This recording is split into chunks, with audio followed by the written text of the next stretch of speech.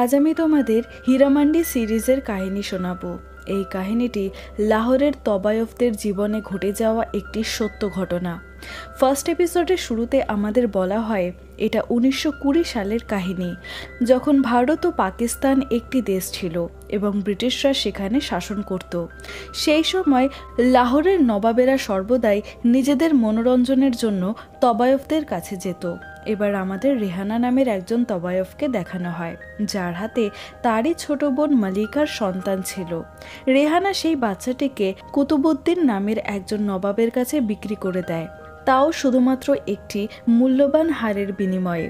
মালিকা এই ব্যাপারটা জানবার পরই সে রেহানাকে অনেক বকাবকি করতে থাকে। সে শুধুমাত্র তার সন্তানকে চায়, কিন্তু রেহানার ওপর তার চেঁচানোর কোনো প্রভাব পড়ে না, কারণ রেহানার মতে এই বাচ্চাটি অবৈধ আর তবায়ফদের পুত্র সন্তানদের নবাবেরা কিনে নেয়। তখন মালিকা বলে, তুমি আমার থেকে আমার সন্তানকে কেড়ে নিয়েছো, আমিও তোমার থেকে তোমার সব কিছু ছিনিয়ে নেব। এবার আমাদের 25 বছর পরের সিন দেখানো হয়, যেখানে আমরা দেখতে পাই মালিকা এখন তবায়ফদের হুজুর হয়ে গিয়েছিল। তাকে সবাই অনেক ভয় পায়, এমনকি মালিকা তার বাচ্চাদের প্রতিও কোনো রকম ভেদাভেদ করে না। মালিকা খুবই কঠোর হৃদয়ের মহিলা। এরপর আমরা মালিকার মেজো মেয়ে বিবজানকে দেখতে পাই। সে নবাব ওয়ালি সাহেবের সামনে মুদ্রা করছিল। এর পরের সিনে মালিকাকে দেখানো হয়, সে নবাব জুলফিকারের সাথে ছিল। তাদের দেখে আমরা বুঝতে পারি যে তারা দুজন অনেক পুরনো প্রেমিক প্রেমিকা। এবার মালিকা যখন মহলে ফিরে আসে, তখন তার ছোট বোন ওয়াহিদা আজকের দিনে বিবজান যত মুদ্রা অর্জন করেছিল সেটা তার হাতে তুলে দেয়। তখন মালিকা তাকে বলে যে এটা তো অনেক কম। সে তার বোনের ওপর সন্দেহ করত, কারণ সে সর্বদাই মুদ্রা চুরি করে নেয়। এরপর মালিকা তার বোনের তল্লাশিও করায়, কিন্তু ওয়াহিদার কাছে কিছুই ছিল না। তারপর সে কান্না করতে করতে সেখান থেকে চলে যায়। যদিও এরপর আমরা দেখতে পাই ওয়াহিদা সত্যিই মুদ্রা চুরি করেছে। এরপর আমরা মালিকার ছোট মেয়ে আলমকে দেখতে পাই। সে শায়রি লিখতে অনেক পছন্দ করত, কিন্তু মালিকা তাকেও নিজের মতোই তবায়ফ বানাতে চায়। এবার আমরা দেখতে পাই আলমের সঙ্গী সাইমা তাকে সাজাচ্ছিল। তখন ভুল করে তার একটি মুক্তোর হার ছিঁড়ে যায়, ফলে সাইমা অনেক ভয় পেয়ে যায়, কারণ মালিকা এটা জানতে পারলে আজই সে তাকে বিক্রি করে দেবে। তাই তারা দুজন সাথে সাথেই সব মুক্তো কুড়োতে থাকে। এরপর আলম যখন মালিকাকে জানায় যে তার মুক্তোর মালাটি ছিঁড়ে গিয়েছে, কিন্তু তারা পুরো 100টা মুক্তো কুড়িয়ে এনেছে, তখন মালিকা বলে এখানে পুরো 101টি মুক্তো ছিল। সেই একটা মুক্তো যদি খুঁজে না পাও, তাহলে সাইমাকে আমি বিক্রি করে দেব। তাই আলম যেভাবেই হোক মুক্তোটা খুঁজে বার করে, যেটা দেখে মালিকা অনেক খুশি হয়। এরপর মালিকা তাকে বলে, তুমি এখন বড় হয়ে গিয়েছো, এখন সময় এসে গিয়েছে তোমাকেও নাচ গান করে মনোরঞ্জন করতে হবে। কাল আমি নিজে তোমার হাতে খড়ি দেব, তুমি অনেক নামকরা তবায়ফ হবে। কিন্তু আলম এইসব পছন্দ করে না। সে বই পড়তে, শায়রি লিখতে অনেক পছন্দ করে। পরের দিন অনেক নাচ গানের মাধ্যমে আলমকে তাদের এই জগতে স্বাগতম জানানো হয়, কিন্তু আলমের এসব একদমই ভালো লাগে না। সে তার দুই বড় বোনকে বলে যে আমি কোনো তবায়ফ হতে চাই না, তার স্বপ্ন অন্যরকম। তখন তার বড় বোন লজ্জা বলে, এটাই আমাদের ভাগ্য। আমার বুয়া আমাকে 6 বছর বয়সেই এখানে বিক্রি করে চলে যায়, আর তখন থেকেই আমি মালিকার সাথে রয়েছি। তখন বিবো বলে, আমিও এখান থেকে বেরোতে চাইছিলাম, কিন্তু আমি পারিনি। তাদের কথা থেকে আমরা জানতে পারি যে লজ্জা নবাব জুনাওয়ারকে ভালোবাসে। সে তাকে বিয়ে করতে চায়, যাতে সে এই নরকময় জীবন থেকে বাইরে বেরোতে পারে। এরপর আমরা নবাব তাজদারকে দেখতে পাই, যে কিনা ইংল্যান্ড থেকে পড়াশোনা করে ফিরেছে। তাকে তার ঠাম্মি বলে, তুমি পুরো ইংরেজ হয়ে গিয়েছো, তোমাকে আদব কায়দা শেখার জন্য হীরামান্ডিতে যেতে হবে। এটা সেই জায়গায় ছিল যেখানের হুজুর ছিল মালিকা। সেই সময় তবায়ফদের কাছে যাওয়া নবাবদের সম্মান বাড়ানোর সমান ছিল, কিন্তু তাজ হীরামান্ডি যেতে বারণ করে দেয়।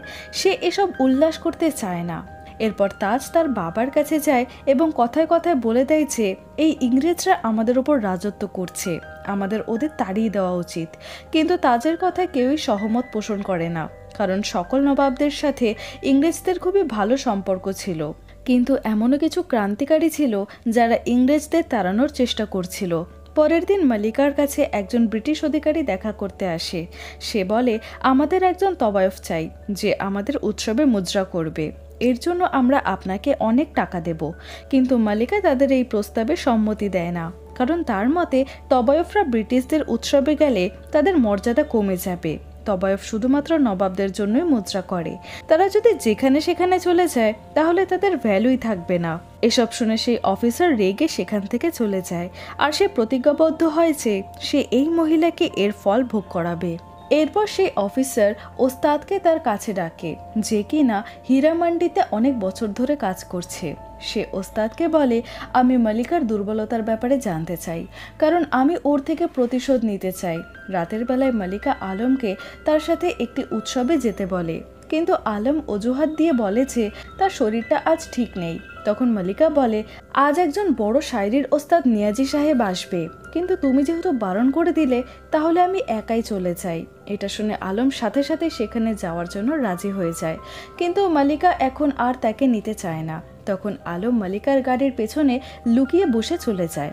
এবার সেখানে নিয়াজি সাহেবের শায়রি সকলে শুনছিল, আর আলম সেই শায়রিগুলো তার ডায়েরিতে লিখছিল। তখনই তাজ তাকে দেখে নেয়, আর আলমকে দেখা মাত্রই তাজ তার প্রেমে পড়ে যায়। এরপর সে আলমের কাছে গিয়ে তার সাথে কথা বলার চেষ্টা করে, কিন্তু তখনই সেই উৎসবটি শেষ হয়ে যায়, ফলে সবাই সেখান থেকে চলে যায়। তখন তাজ সব জায়গায় আলমকে খুঁজতে থাকে। তখনই তাজের ঠাম্মি তাকে মালিকার সাথে দেখা করিয়ে বলে, ওনার মেয়ের প্রথম মুদ্রার জন্য আমরা ওনার কাছে তোমার নাম দিয়েছি। এই সময় তাজ হীরামান্ডির ব্যাপারে অপমানজনক কথা বলে, যার ফলে মালিকা রেগে সেখান থেকে চলে যায়। এরপর আলম যখন আবারও গাড়ির পেছনে বসে মহলে পৌঁছয়, তখন মালিকা বুঝে যায় যে আলম সেখানে রয়েছে, কিন্তু সে আলমকে কিছুই বলে না। পরের দিন সকালে শাস্তি হিসেবে সে আলমের সকল বই ও শায়রির ডায়েরিগুলোকে নষ্ট করে দেয়। এখান থেকে আমরা জানতে পারি যে মালিকা কতটা কঠোর, কেউ তার কথা না মানলে সে কতটা খারাপ শাস্তি দিতে পারে। অন্যদিকে আমরা বিবোকে ওয়ালি সাহেবের সাথে দেখতে পাই। তখনই হঠাৎ করে ওয়ালি সাহেবকে সেখান থেকে যেতে হয়। সে বলে, শহরে কিছু মানুষ ইংরেজদের বিরোধিতা করতে সংগ্রাম করছে, তাই হতে পারে আজ ইংরেজরা গুলি চালানোর আদেশ দেবে, তাই তাকে এসব থামাতে যেতে হবে। এরপর বিবো আলমের সাথে তার বই কিনতে চায়, কারণ মালিকা তার সব বই পুড়িয়ে দিয়েছিল।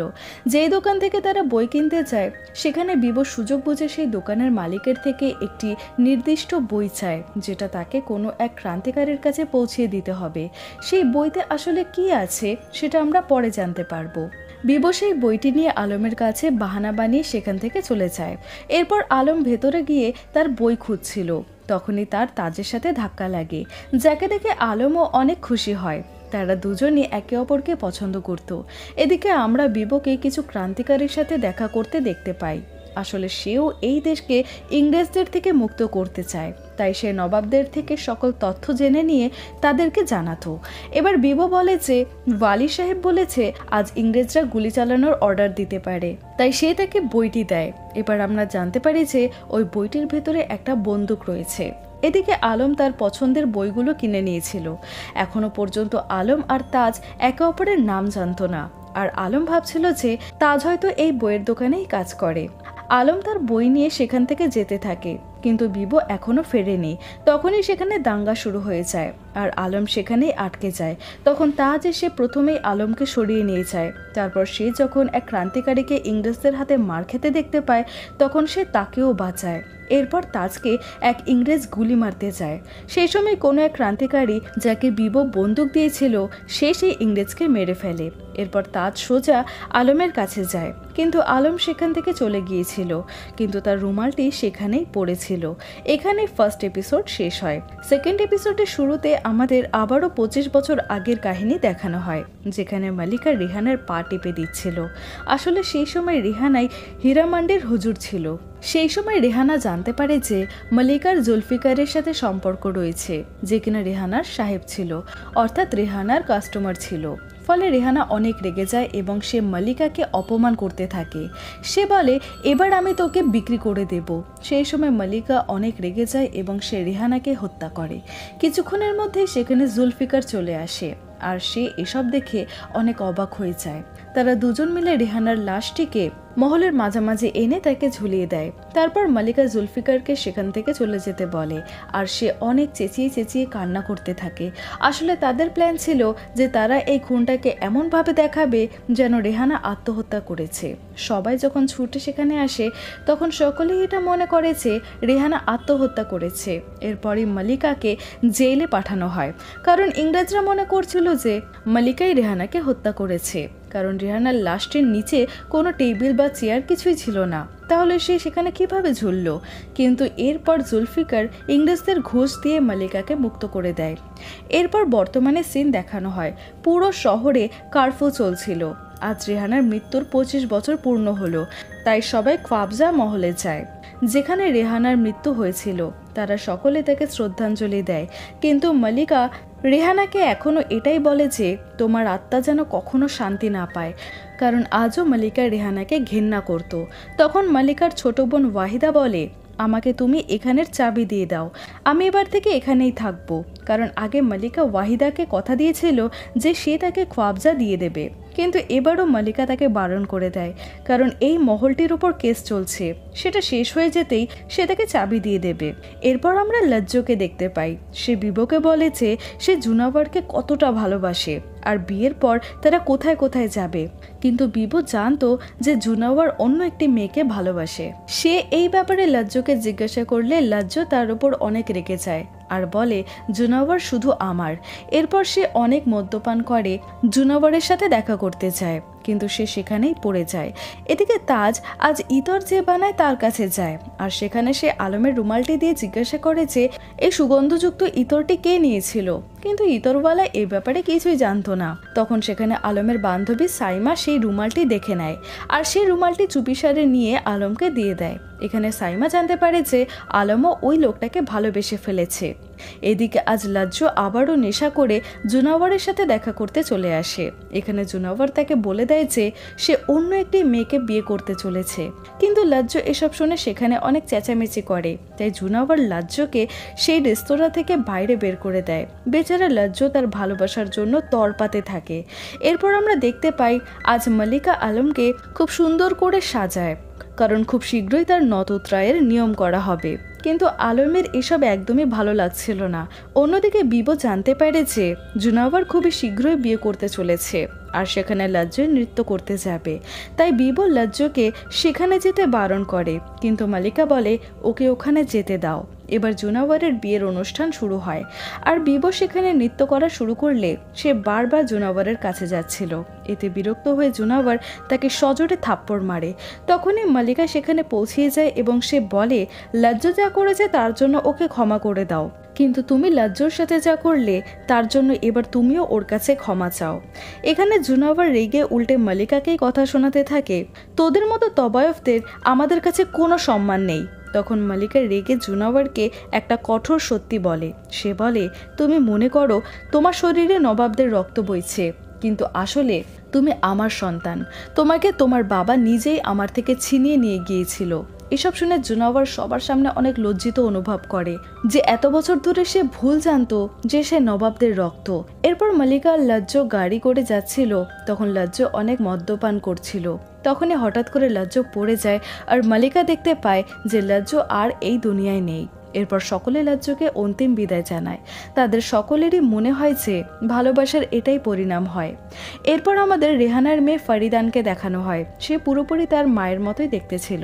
সে মালিকাকে বলে আমি আমার মায়ের মৃত্যুর বদলা নিতে এসেছি, খুব শীঘ্রই এখান থেকে আরও একটা লাশ বেরোবে। এরপর সে মালিকার কাছ থেকে তার মায়ের আংটিটি ছিনিয়ে নেয় এবং সেখান থেকে যেতে থাকে। এখানেই সেকেন্ড এপিসোড শেষ হয়। থার্ড এপিসোডের শুরুতে আমরা 25 বছর আগে মালিকা এবং জুলফিকারকে একসাথে দেখতে পাই, যেখানে ওয়াহিদা তাদের কাছে এসে বলে যে রেহানার নামে দুটো মহল ছিল, একটা শাহী মহল যেখানে তুমি থাকো, আর একটা খোয়াবজা মহল যেটা ফাঁকা পড়ে রয়েছে, তাই তুমি ওটাকে আমার নামে লিখে দাও। তখন মালিকাও বলে দেয় যে ঠিক আছে, আমি ওটা তোমাকে দিয়ে দেব, কিন্তু ওয়াহিদা বলে তুমি এখনই এখানে সই করে দাও যাতে ওই মহলটা পুরোপুরি আমার হয়ে যায়। এই ব্যাপারটা নিয়ে তখন পরিস্থিতি অনেক গরম হয়ে যায়। তখন জুলফিকার রেগে গিয়ে সেই পেনটা দিয়েই ওয়াহিদার গালে আঘাত করে, আর এই দাগটি আজ পর্যন্ত ওয়াহিদা লুকিয়ে রাখে, কারণ এর জন্য তার সৌন্দর্য কমে গিয়েছে। এবার বর্তমানের সিন দেখানো হয়, যেখানে মালিকা আর ওয়াহিদা খ্বাবজা মহলের কেসের জন্য কোর্টে যায়। আসলে খ্বাবজা মহলের আসল মালিক খুশি হয়ে রেহানাকে এই মহলটা উপহার দিয়েছিল। সেই নবাব মারা যাবার পর এখন তার বাড়ির লোকেরা সেই মহলটাকে তাদের কাছ থেকে ফেরত চাইছে, কিন্তু মালিকা সেটা ফেরত দিতে চায় না, তাই তাদের কেসটি কোর্টে ওঠে। এবার কোর্টে নবাবদের পরিবারের উকিল মহলটিকে ফেরত চাইলে মালিকা তার জবাব দিয়ে বলে, আমার কাছে তো খ্বাবজার চাবি রয়েছে, আপনাদের কাছে যদি কোনো পেপার থাকে তাহলে বলুন। সেখানে রেহানার মেয়ে ফারিদানকেও আমরা দেখতে পাই, সে পুরো কেসটা শুনছিল। এখানে মালিকা নবাবের ছেলেকেও অপমান করে, ফলে সেখানে খুব ঝামেলা লেগে যায়। তবে মালিকার সকল জবাবের জন্য খ্বাবজা মহল মালিকারই হয়ে যায়। এরপর মালিকা খ্বাবজার চাবি ওয়াহিদার হাতে দিয়ে দেয়, ফলে সে অনেক খুশি হয়ে যায়। কিন্তু পরের দিন যখন ওয়াহিদা মালিকার কাছে আসে, তখন সে দেখতে পায় সেখানে নবাবের বউ বসে রয়েছে। মালিকা তখন ওয়াহিদার থেকে খ্বাবজার চাবি নিয়ে নবাবের বউয়ের হাতে তুলে দেয়। এখানে মালিকা ওয়াহিদাকে বলে, তুমি পুরো একদিনের জন্য খ্বাবজার মালকিন ছিলে, অর্থাৎ আমি আমার কথা রেখেছি। মালিকা বলে, ফারিদান যদি এই মহলটি নেবার জন্য কেস করে তাহলে আমরা হেরে যাব, আর আমি হারতে চাই না, তাই এই মহলটা যাদের আমি তাদেরই ফিরিয়ে দিচ্ছি। রাতের বেলায় মালিকা সবাইকে মিষ্টি বিলায়, কারণ মহলে এখন নবাবের বউ থাকতে চলে এসেছে। আসলে খ্বাবজা মালিকার মহলের সামনেই ছিল। তারা যখন জানলা থেকে দেখে তখন তারা জানতে পারে যে নবাবের বউয়ের থেকে মহলটা ফারিদান নিয়ে নিয়েছে। এসব দেখে মালিকা অনেক অবাক হয়ে যায়। সে বুঝে যায় যে ফারিদান নিশ্চয়ই কিছু একটা ঘটাবে। পরের দিন ফারিদানের কাছে ওস্তাদজি আসে, যার কাছে সব কিছুর খবর থাকে। তাদের দুজনের মধ্যে অনেক কথাবার্তা হতে থাকে। তখন ওস্তাদজি ফারিদানকে মালিকার দুর্বলতার ব্যাপারে বলতে থাকে। সে বলে, মালিকার মেয়ে আলম তবায়ফ হতে চায় না, আর শুনেছি ও কোনো একজনকে ভালোবেসে ফেলেছে। এর পাশাপাশি সে বলে, একজন ইংরেজ অফিসার রয়েছে, তুমি তার সাথে যোগাযোগ করো, উনিও মালিকার থেকে বদলা নিতে চায়। অন্যদিকে আমরা আলমকে দেখতে পাই, সে আজ বইয়ের দোকানে তাজের সাথে দেখা করতে এসেছে, কারণ সে ভাবছিল তাজ হয়তো এখানেই কাজ করে। কিন্তু দোকানের মালিক তাকে বলে দেয় যে ওই লোকটা এখানে কাজ করে না, উনি তো একজন নবাব। তখন আলম ভাবে যে যদি তাদের দেখা হবার হয় তাহলে ঠিকই দেখা হবে। অন্যদিকে তাজ ক্রান্তিকারী দলের সাথে দেখা করে। সেখানে হামিদ নামের একজন লোক ভাষণ দিচ্ছিল যে এরপর তারা কোন রণনীতি ব্যবহার করবে। তাজও তাদের সাথেই মিলিত হয়। অন্যদিকে আমরা দেখতে পাই ওস্তাদজি খ্বাবজাতে কয়েকটি মেয়েকে এনেছিল, যারা এবার থেকে এখানে তবায়ফের কাজ করবে। এরপর ওস্তাদ ফারিদানকে তাজের ফটো দেখিয়ে বলে যে একেই আলম ভালোবাসে, আর মালিকাও একেই সিলেক্ট করেছে আলমের নথ উতরাইয়ের জন্য। কিন্তু আলম এখনও এই ব্যাপারে কিছুই জানে না। যদি আপনি এই নবাবকে নিজের করে নেন তাহলে মালিকা অনেক বড় একটা ঝটকা খাবে। কিন্তু ফারিদান বলে, একদমই না, আমি ওদের মেলাবো যাতে ওদের মধ্যে ভালোবাসা হয়, আর ভালোবাসা সব কিছু শেষ করে দেয়। তারপর ওস্তাদ বলে, বিবজানের সাহেব হলো ওয়ালি সাহেব, যাকে সে অনেক ভালোবাসে, তার কি কিছু করতে হবে? ফারিদান বলে যে হ্যাঁ, আমার শিকার হবে ওয়ালি সাহেব। এদিকে আলম বিবর কাছে এসে বলে, তোমার সাথে আমিও দাওয়াতে যাব। আসলে ওয়ালি সাহেব বিবর জন্য দাওয়াত রেখেছিল, যেখানে অনেক বড় বড় নবাবেরা আসবে। আলম ভাবছিল হয়তো তাজও সেখানে আসবে, কারণ সে তাজের সাথে দেখা করতে চায়। এরপর আমরা রাতে দাওয়াতে দেখতে পাই ওয়ালি সাহেব বিবর অনেক প্রশংসা করছিল। তখনই সেখানে ফারিদান এসে ওয়ালি সাহেবের সাথে ফ্লার্ট করতে থাকে। এসব দেখে বিবর ভালো লাগে না। সে বুঝে যায় যে ফারিদান ওয়ালি সাহেবকে তার থেকে ছিনিয়ে নিতে চায়, তাই বিবর ওয়ালি সাহেবকে সেখান থেকে নিয়ে যায়। এরপর ফারিদান সোজা আলমের সাথে দেখা করতে চায়, আর কথায় কথায় সে তাজের ব্যাপারে বলে। সে বলে, তুমি যদি তাজকে ভালোবেসে থাকো তাহলে কাল দারগাতে দোয়া করতে যাবে, ওকে তুমি ওখানেই পাবে। যাই হোক, এরপর আলম তাজের সাথে দেখা করে। এখানে তারা দুজন অনেক কথা বলে, তবে তারা একে অপরকে এখনো এটা জানায় না যে তারা কে কোথায় থাকে, এমনকি তারা একে অপরের নামও জানে না। তবুও তাদের প্রেম হয়ে যায়। এরপর তাজের কাছে ফারিদান আসে এবং তারা কথা বলতে থাকে। ফারিদান বলে, আমি আলমের সাথে তোমার পরিচয় করাতে পারবো। তাজ তার কথায় বিশ্বাস করে না, কিন্তু ফারিদান বলে, কাল দরগাতে তোমাদের দুজনে দেখা হবে, যেটা হীরামান্ডিতে রয়েছে। তখন তাজ বলে, হীরামান্ডির মতো জায়গায় এরকম একটি সাধারণ মেয়ের কি কাজ থাকবে? কিন্তু ফারিদান তাজকে জানায় না যে আলম আসলে এক তবায়ফের মেয়ে। পরের দিন আলম সাইমার সাথে দারগাতে তাজের জন্য অপেক্ষা করছিল, কারণ সে ফারিদানের কথা বিশ্বাস করে নিয়েছিল। কিন্তু তাজ সেখানে আসে না। ওপর থেকে ফারিদান এই সব কিছু দেখছিল। সেই সময় তাজও সেখানে চলে আসে, কিন্তু তাদের দেখা হবার আগেই আলম ফারিদানের সাথে দেখা করতে চলে আসে। এবার ফারিদান আলমকে একটি দূরবীনের দ্বারা দেখায় যে তার কথা মতো তাজ সত্যিই এখানে এসেছে। আলম তাজকে দেখা মাত্র তার সাথে দেখা করতে ছুটে যায়, কিন্তু তার আগেই তাজ সেখান থেকে চলে যায়। তখন ফারিদান তাকে বলেছে, এবার তোমাদের আগামী সপ্তাহের আগে আর দেখা হওয়া সম্ভব না। ফারিদান যা বলছিল আলমের সাথে ঠিক তাই ঘটছিল। তাই আলম মনে করে যে ফারিদান অনেক কিছু জানে। পরের সিনে আমরা দেখতে পাই ফারিদান সেই ইংরেজ অফিসারের সাথে দেখা করতে চায় যে কিনা মালিকার শত্রু ছিল। সে আবারও তার মা রেহানার কেসটা খুলতে চাইছিল, কিন্তু সেই অফিসার তাকে না বলে দেয়। সে বলে এটা অনেক পুরনো কেস, এই কেসটার ব্যাপারে আমাদের কাছে কোনো ফাইল নেই আর কোনো সাক্ষীও নেই। তখন ফারিদান কান্নাকাটি করে বলে, আপনি শুধু কেসটাকে খুলুন, সাক্ষীর ব্যবস্থা আমি করে দেব। অন্যদিকে জুলফিকার যখন জানতে পারে যে ফারিদান তার মায়ের কেসটা আবারও খুলতে চাইছে, তখন সে সোজা মালিকার কাছে চলে যায় আর বলে, তোমাকে আমি 25 বছর আগে কেস সংক্রান্ত একটি ফাইল দিয়েছিলাম, সেটা কোথায় আছে? ওটা যদি কারো হাতে পড়ে যায় তাহলে আমরা ফেঁসে যাব।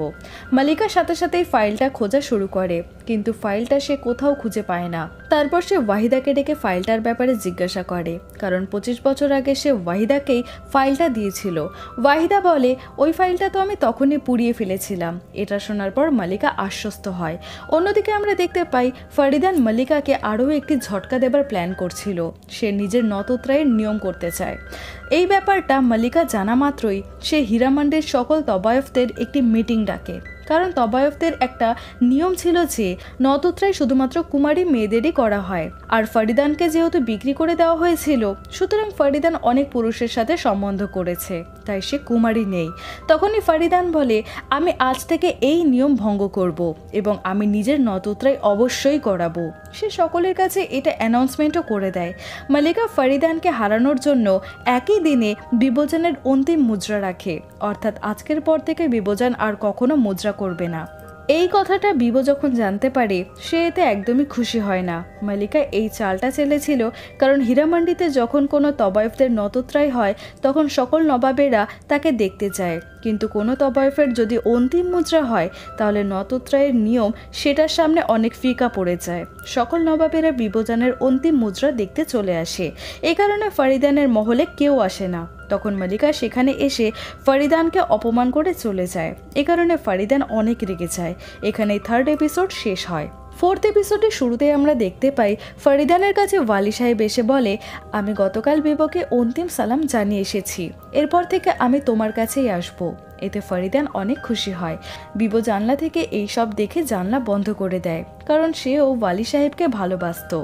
এদিকে মালিকা নিজের ঘর থেকে কারো গানের গুনগুন করার শব্দ শুনতে পায়। সে প্রথমে মনে করে এটা হয়তো আলমের গলা, কিন্তু সেটা সাইমার গলা জেনে মালিকার মন খারাপ হয়ে যায়, কারণ সাইমা আলমের থেকেও ভালো গান গাইছিল।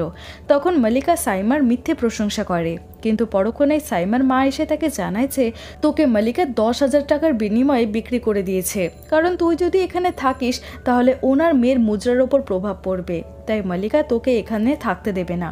এসব শোনা মাত্রই সাইমা ইকবালের কাছে ছুটে যায়। তারা একে অপরকে ভালোবাসত। সাইমা ইকবালকে সব কিছু বলে। সে বলে, চলো না আমরা পালিয়ে যাই, কিন্তু ইকবাল বলে যে না, আমি তোর জন্য 10,000 টাকায় নিয়ে আসবো। পরের দিন সাইমা মালিকাকে বলে যে আমি ইকবালকে ভালোবাসি আর ইকবাল আপনাকে আপনার 10,000 টাকা দিয়ে দেবে। মালিকা তার কথা মেনে নেয় এবং বলে, তুমি ওকে বলে দিও 15 দিনের মধ্যে আমাকে টাকাটা দিয়ে তোমাকে নিয়ে যেতে। সেই সময় 10,000 টাকা অনেক বেশি ছিল। সাইমা ভাবতে থাকে যে ইকবাল এত টাকা কোথা থেকে নিয়ে আসবে। পরের সিনে আমরা ইকবালকে দেখতে পাই। সে জুয়া খেলে টাকা কামাচ্ছিল, কিন্তু সে 15 দিনে মাত্র 2200 টাকায় জোগাড় করতে পেরেছিল। তাই সাইমার মা মালিকার থেকে আরও কিছুটা সময় চায়, যাতে সে পুরো 10,000 টাকা আনতে পারে। মালিকা এই সময় রেগে গিয়ে সাইমার মাকে ভয় দেখিয়ে সে রাজি হয়ে যায়। এরপর আমরা ওয়াহিদার মেয়েকে দেখতে পাই। সে ওয়াহিদা সাহেবের সাথে প্রেম করছিল। ওয়াহিদা এসব দেখে সে রাগে ফেটে পড়ে। মালিকা এসব জানতে পারলে তার এসবে কোনো আপত্তি ছিল না।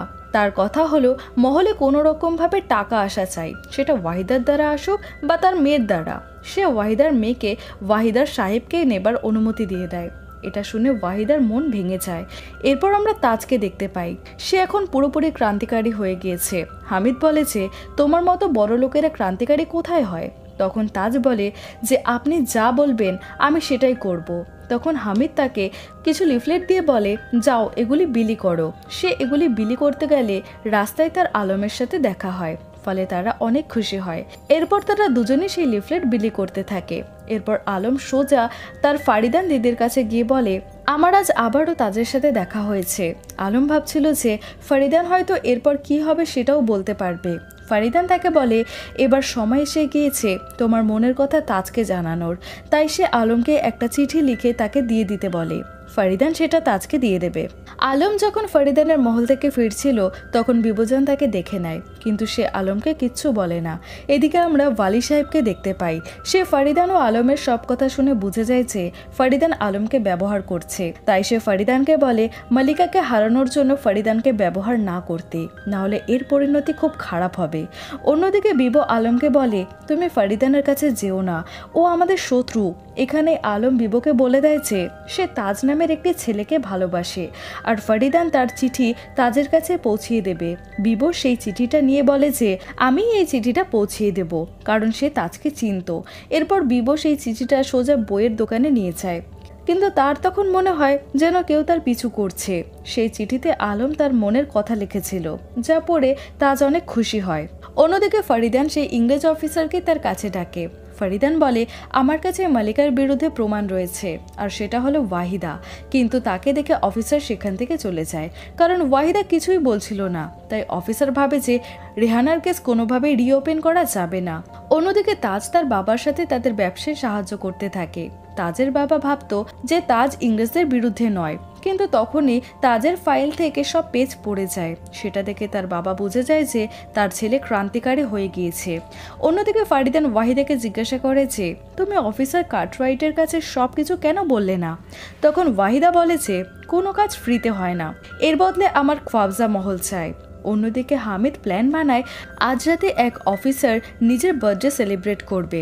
সেখানে বিবো বড় অফিসার হেন্ডারসনের কাছাকাছি আসবে, যাতে তারা ডিপার্টমেন্টের সব খবর পায়। এরপর আমরা রাতে হেন্ডারসনের পার্টি দেখতে পাই। সেখানে তাজ সকল ক্রান্তিকারীকে ডেকেছিল। তাজের বাবা তাকে বোঝায় যে এটা আমাদের হোটেল, এটাকে নষ্ট করো না তুমি। কিন্তু তাজ শুধুমাত্র স্বাধীনতা চাইতো। অন্যদিকে হেন্ডারসন যখন ওয়াশরুমে ছিল সেখানে বিবো চলে আসে, আর সে হেন্ডারসনকে নিজের কথার জালে ফাঁসিয়ে তার ঘনিষ্ঠ হয়। এদিকে আমরা ইকবালকে দেখতে পাই। সে টাকার জন্য জুয়া খেলছিল, কিন্তু তখনই পুলিশরা এসে তাকে জুয়া খেলার অপরাধে তুলে নিয়ে যায়। তাকে গ্রেপ্তার করার পেছনে আসলে মালিকারই হাত ছিল। ইকবাল পুলিশের হাত থেকে বেঁচে ছুটে গিয়ে আগে সাইমাকে সব টাকা দেয় আর বলে আমি আরও টাকা আনবো। তারপর সাইমার সামনেই পুলিশরা ইকবালকে ধরে নিয়ে যায়। এই সব কিছুই আলম ওপর থেকে দেখছিল। তাই সে সোজা মালিকার কাছে গিয়ে বলে যে সাইমা ইকবালকে ভালোবাসে, তুমি ওকে বেঁচে দিও না। মালিকা বলে ঠিক আছে, কিন্তু এর জন্য তোমাকে নতত্রায়ের নিয়ম করতে হবে। সাইমার জন্য আলম হ্যাঁ বলে দেয়। বাইরে থেকে সাইমা এই সব কিছু শুনছিল। এদিকে ইংরেজরা ইকবালকে অনেক মারধর করে। তখন কার্টরাইট ইকবালকে বলে যে তুই যদি মালিকার বিরুদ্ধে সাক্ষী দিস যে মালিকা ইংরেজদের বিপক্ষে রয়েছে তাহলে তোকে ছেড়ে দেব। কিন্তু ইকবাল মালিকার সাথে বেইমানি করবে না জানিয়ে দেয়। এদিকে আলম নতত্রায়ের নিয়মের জন্য রাজি হয়ে যায়। এসব জেনে বিবজন অনেক অবাক হয়ে যায় যে আলম এত সহজে কেন সব মেনে নিল। তখন বিবজন আলমকে বলে যে তাজ তোমার জন্য একটি চিঠি পাঠিয়েছে, সে আজ রাতে তোমার সাথে দেখা করতে চায়। আলম বলে সে শেষবারের মতো তাজের সাথে অবশ্যই দেখা করবে। আলম যখন তাজের সাথে দেখা করতে যায় তখন আমরা দেখতে পাই তাজ ক্রান্তিকারীদের সাথে ব্যস্ত ছিল, তাই সে আলমের সাথে দেখা করতে যেতে পারে না। আলম সেখানে তাজের জন্য একটি চিঠি রেখে যায়। সেখান থেকে ফিরে আলম নতত্রায়ের জন্য সাজতে শুরু করে। এদিকে সাইমা সিদ্ধান্ত নেয় যে আলম তার জন্য অনেক কিছু করেছে, তাই সেও আলমের জন্য কিছু করতে চায় যাতে আলম তাকে মনে রাখে। এদিকে ফারিদান একটি চিঠি লিখে সেটা আলমের কাছে পৌঁছিয়ে দেয়, এই বলেছে চিঠিটা তাজ পাঠিয়েছে। আলম সেই চিঠিটা পেলে ফারিদানের দাসী তাকে বলে আপনি এখান থেকে বেরিয়ে আসুন, বাকি সবকিছু ফারিদান আপনাকে বুঝিয়ে দেবে। এদিকে সাইমাও তার কাছে এসে বলে তোমার এখান থেকে চলে যাওয়া উচিত। এরপর আমরা দেখতে পাই বিবজান যখন আলমের কাছে আসে তখন সে দেখতে পায় আলম সেখান থেকে পালিয়ে গিয়েছে। এদিকে আলম একটি গাড়িতে করে ফারিদানের সাথে দেখা করে, আর ফারিদান আলমকে এখান থেকে পালিয়ে যাওয়ার জন্য সাহস যোগায়। এমনকি সে আলমকে একবার এটাও ভাবতে দেয় না যে সে ঠিক করছে নাকি ভুল। এদিকে বিবজান মালিকার কাছে এসে জানায় যে আলম পালিয়ে গিয়েছে। এরপর মহলের সব লাইট নিভিয়ে দেওয়া হয় এবং আজকের সভা বরখাস্ত করা হয়। অপরদিকে আমরা ফরিদানকে দেখতে পাই। সে আজ অনেক খুশি ছিল এবং এখানেই 4th এপিসোড শেষ হয়। বন্ধুরা, তোমাদের যদি এই ভিডিওটি ভালো লেগে থাকে তাহলে পরবর্তী এপিসোডগুলি দেখার জন্য এই চ্যানেলটিকে অবশ্যই সাবস্ক্রাইব করো এবং এই ভিডিওটিতে একটি লাইক করো।